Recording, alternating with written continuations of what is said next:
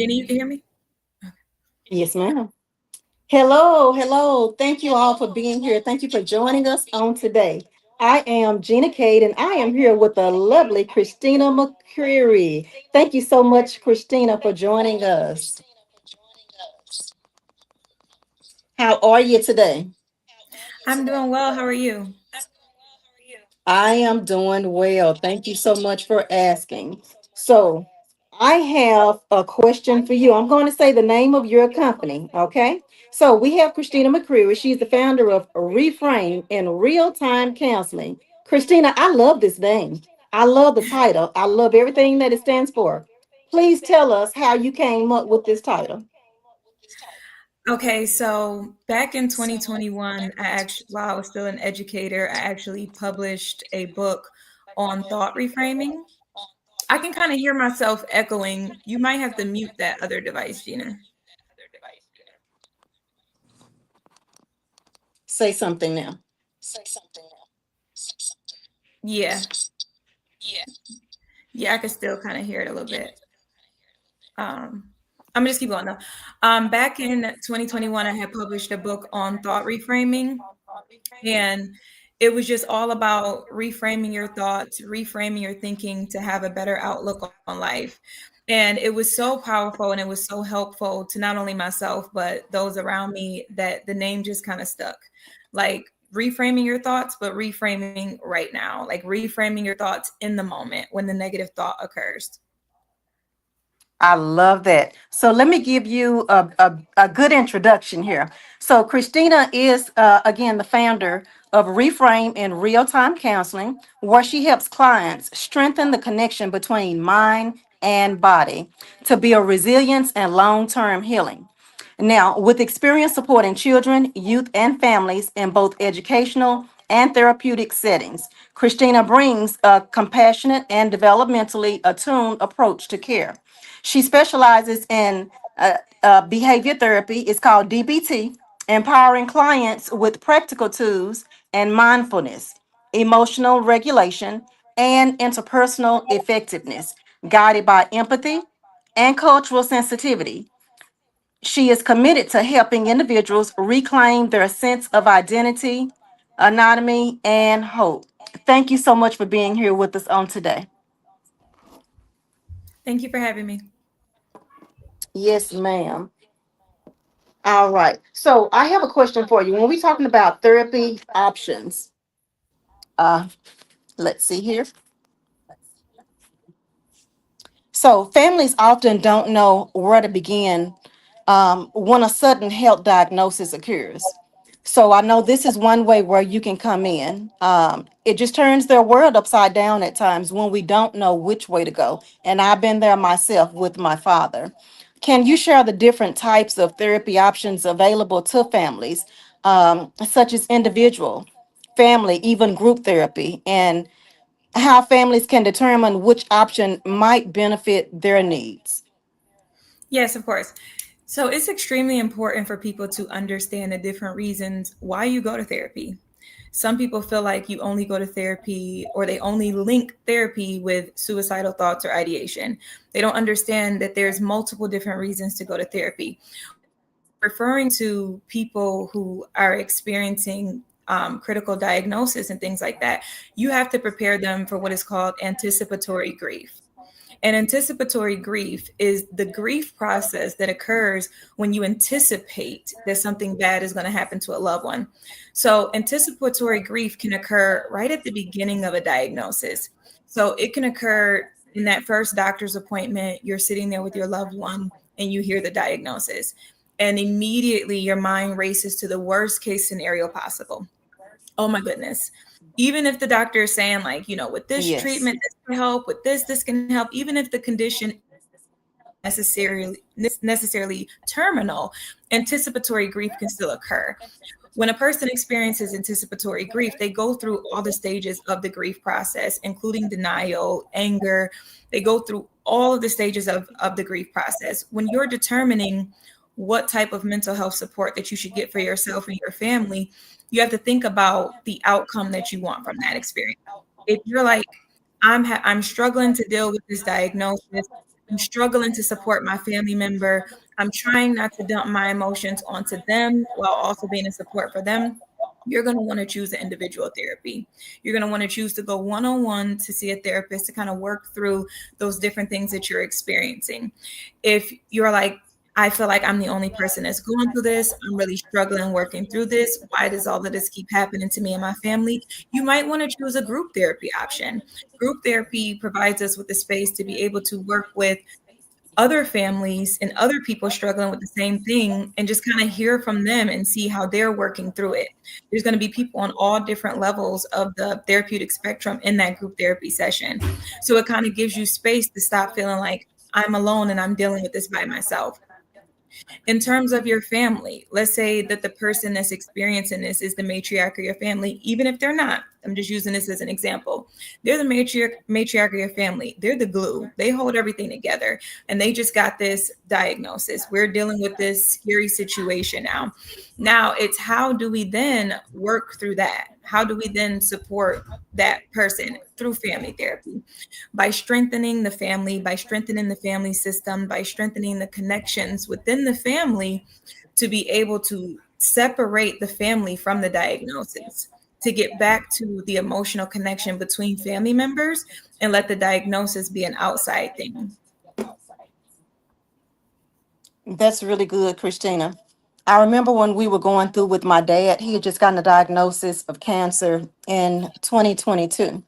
And it was just like that because we didn't know what to think. We didn't know what to feel. We just knew that we would be there for him.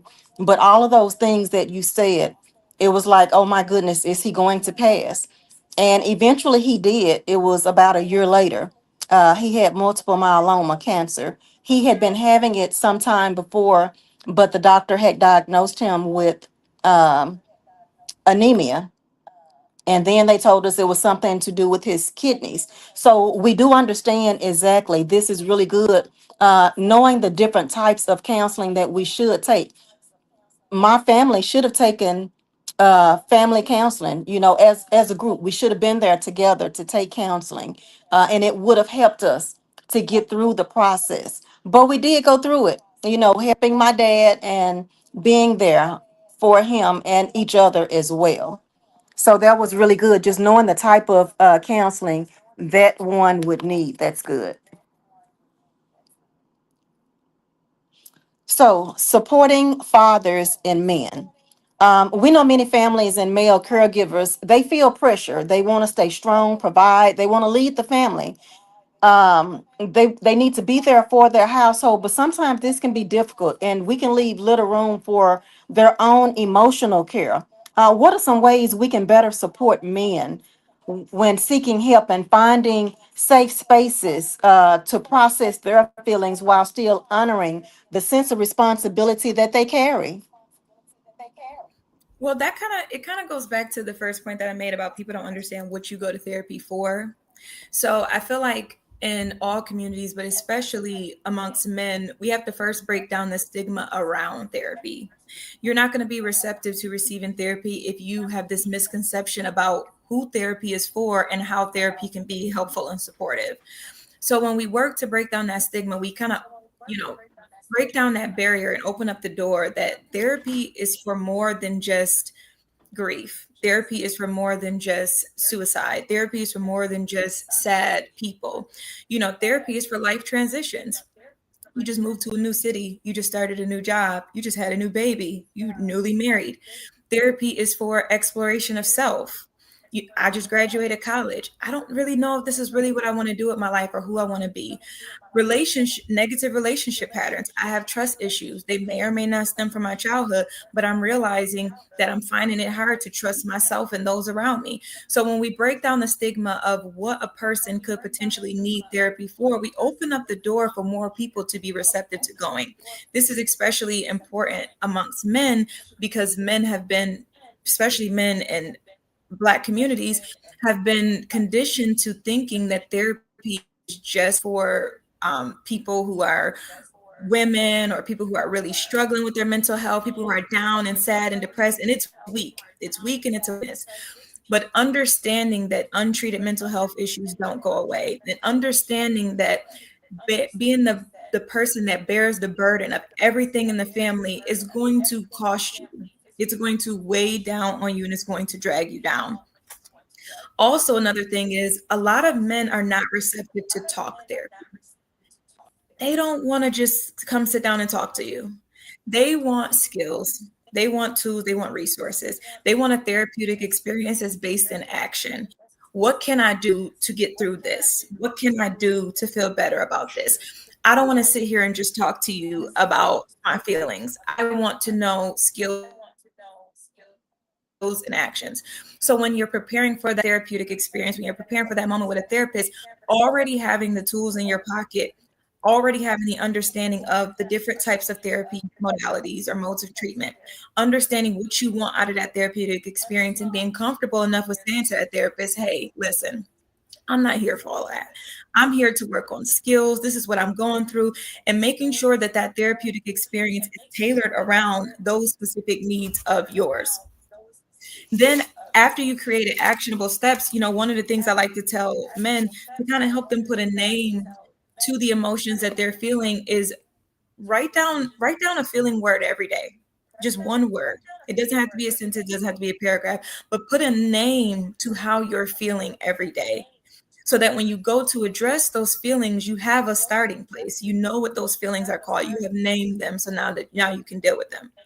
Because the reality is that you cannot take care of and support your family through the fear of diagnosis, through the fear of um, potential terminal health, if you're not first dealing with yourself and dealing with your experience in the moment and at that time.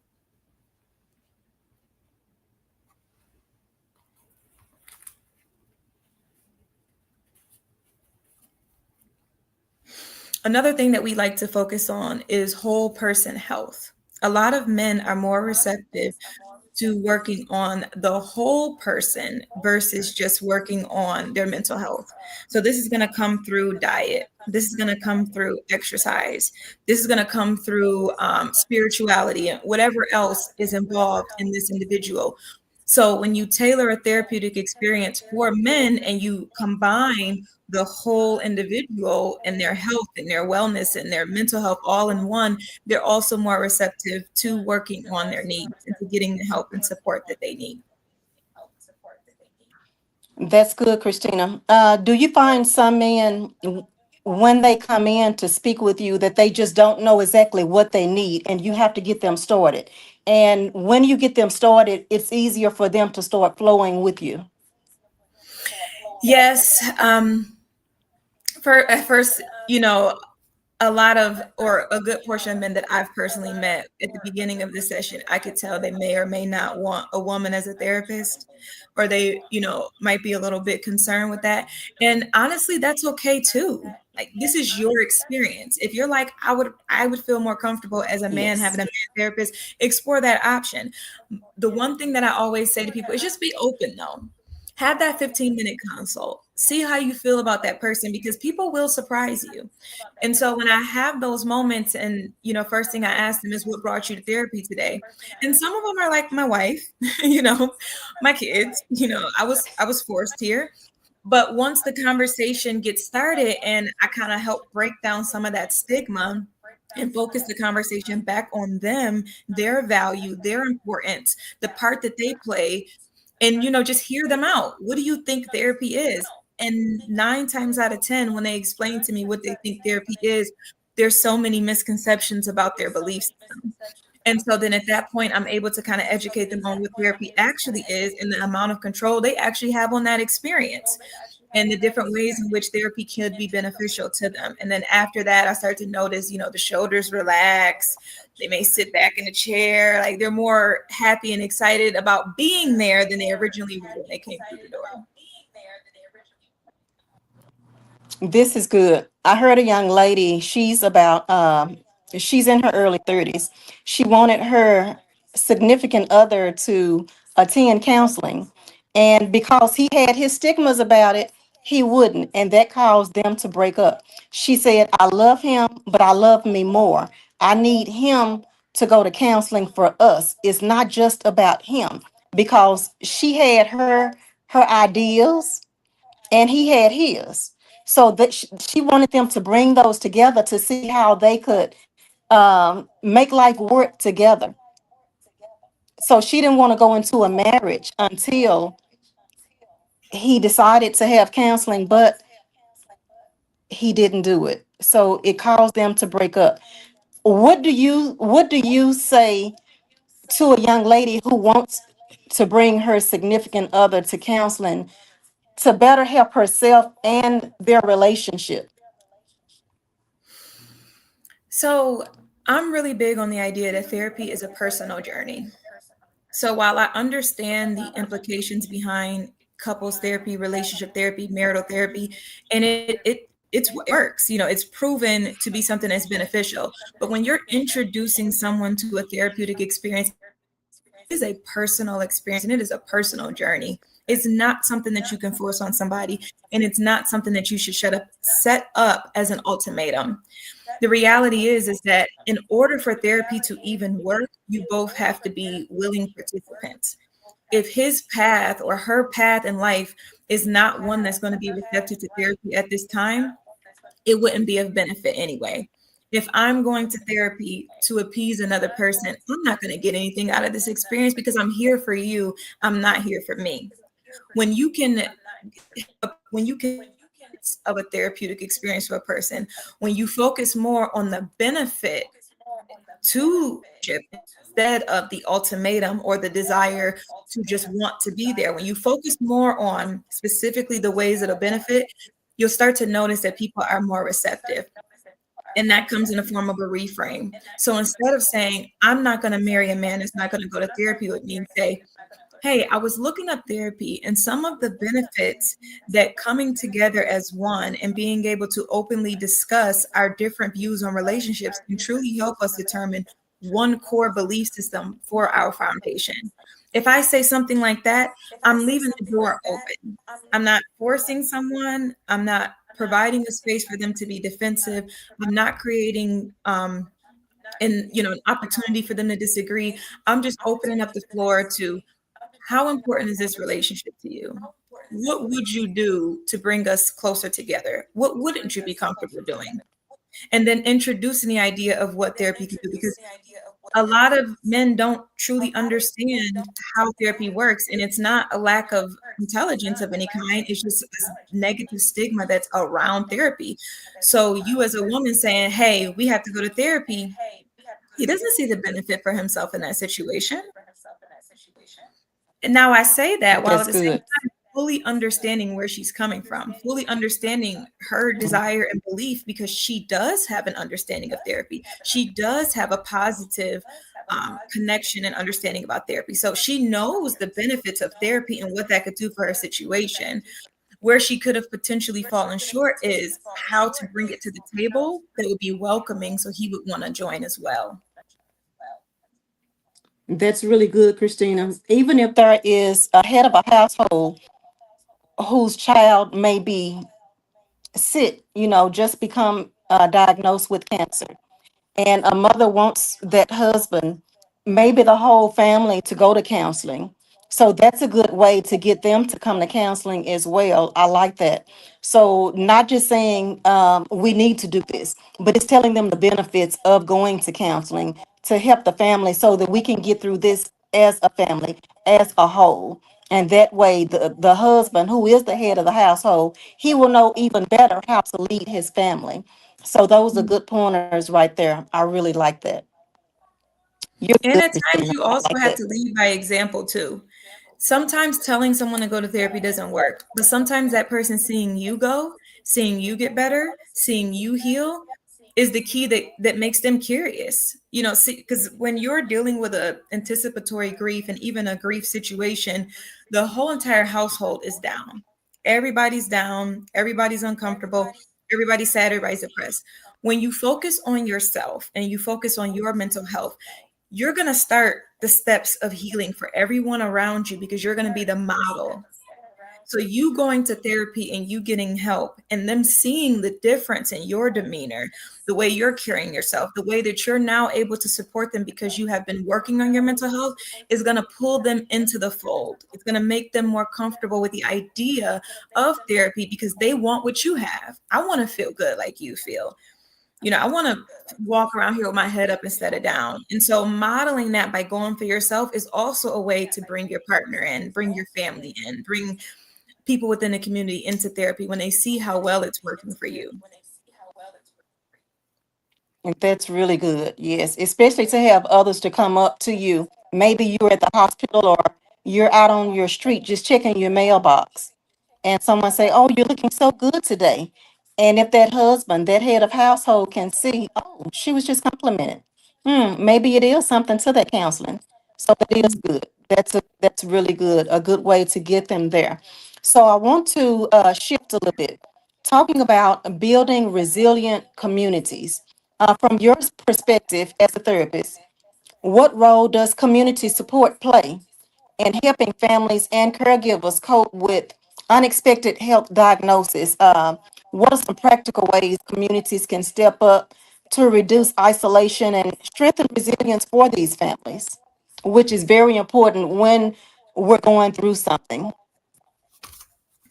I think sometimes when we think about community, we think about church, we think about family, we think about school, but we don't often take into consideration that our nail tech, our hairdresser, the barber shop, that store that we frequent, that Starbucks that we always go to and have that small conversation with the barista, that is also part of our community.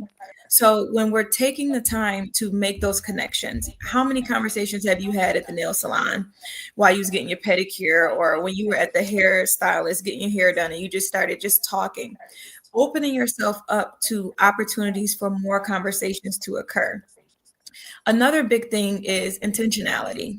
Sometimes because we think about the connections that we've had in our life since we were kids, those friendships that we've had for 20, 30 years, that we forget that when we make new connections, we have to be intentional about those connections.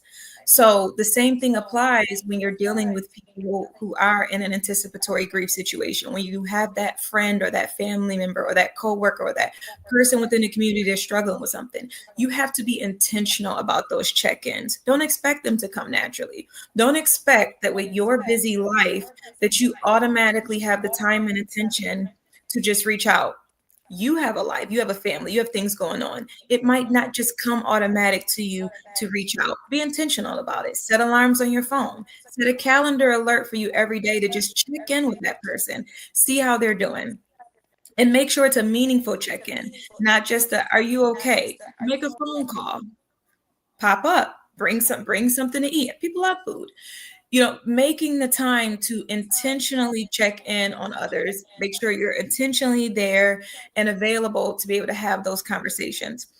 Offer to get them out the house. Let's go for a walk around the neighborhood just to provide them space, because when people are in a grieving space, they naturally isolate, and they isolate for many reasons. I don't want to burden other people with my feelings. That is one of the biggest reasons why people isolate in a grief or anticipatory grief situation. I don't want to look weak. I don't want to look like I need all this help and I need all of this support. I don't think people will help and support me, not truly knowing your personal community and how big that is. And that's when things like a support map come into play. And when you make a support map, you put your name on the middle of the paper, and then around your name, you put things that make you comfortable and feel safe. That can be people, that can be places, that can be literal items. And you put those things on your support map and you draw lines from your name to your support system. We have to become way more comfortable than we currently are with reaching out for support. We are not burdening those who are there to support us. If you reach out to someone for support and it's a burden, then they weren't a support system to begin with, and they should have never been on your support map. People who love and care about you want to be there for you. They want to be a support system for you. And when we focus ourselves on trying to think for others, it's really us projecting negative self-talk out in the present. We're projecting that people don't want to be here for me. Nobody told you that. We're projecting that I'm a burden to others. Nobody told you that. And so we have to be very careful about the things that we say to ourselves, because then we project them out, and that prevents us from reaching out to help. And isolation is the devil's playground. That was really good. Community is so important. I remember when my dad was going through, and I didn't know how much community I had. But just going into the grocery store and talking to the person in the small grocery store there in our little town, just talking to that person whose line I would normally go through, and she would ask, "So how's dad doing today?" You know, in the beginning, dad would be with me. He would like to get out and ride with me. But as his health started to fail even more, I would have to go to the store for him. So she would, be so kind to ask. And that meant so much to me. At the gas station, the people that normally saw him run in paying for gas, and now it was the oldest daughter running in paying. How's dad doing today? Don't forget to put his points in. He was a Shell gas station only. So you put those points in, he would always do it. Little things like that, it really did matter. And it really did touch my heart, just knowing the people that really cared for him and was kind enough to just ask about him. So community does mean so much to you. And especially when your friends or your church member, someone can say, "Hey, I'm stopping by if you're going to be home. I have a meal for you guys." That Mhm. meant a lot because we got tired. In the beginning, we would take dad to his appointments, but later we had to do everything for him. We had to anything from making sure that he brushed his teeth, all of that. We had to start doing all of that. So it's very important when you do have community. And I would say during those times, open your heart, Yeah. because sometimes we can be closed off and like you said earlier, "Oh, I don't want to burden anyone." But that's the time when we must open our hearts and let Be the people in. A bird. lot of times we don't like for people to cross that threshold Yeah. coming into our home, but that was so important to let people in. So I really do agree with you. Community is everything. Is there anything else that you would like to end with, Christina? I kind of wanted to just say that when you're considering therapy or a therapist, when you're saying to yourself, is this something that I need therapy for? What I would love to just recommend for people to do is do a 15-minute consult with a therapist and ask them. Consultation appointments are free.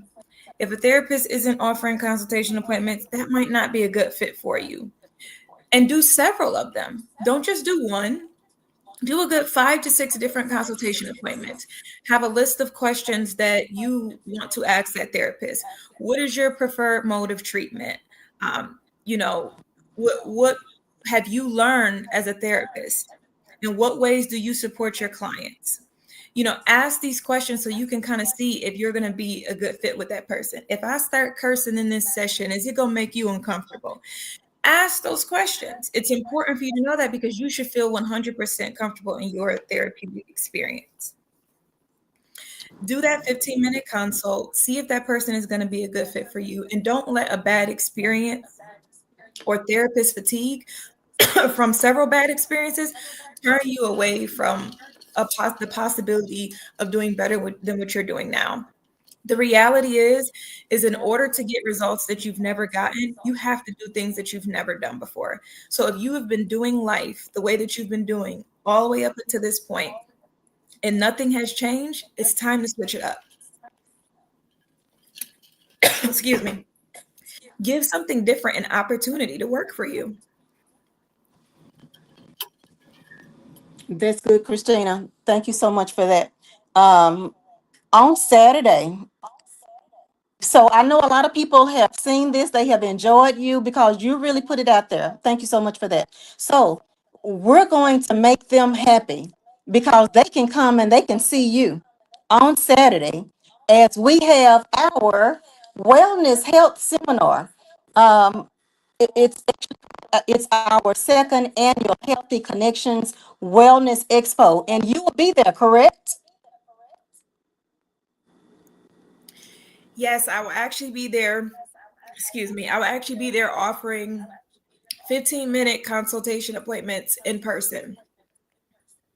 All right. Thank you so much for that. Thank you so much for your time. And we, the members of Jacob Way, we really do appreciate you for real because you're good. And we know that people will be blessed by coming, even just to have that 15-minute consultation with you, just to sit in your chair, just to say, whatever it is that they're going through, just a few minutes with you. And I know that people will be blessed by that. So we want to say thank you so much to you, Cristina McCreary.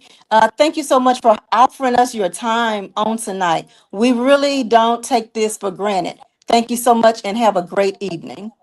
Thank you. And thank you for having me.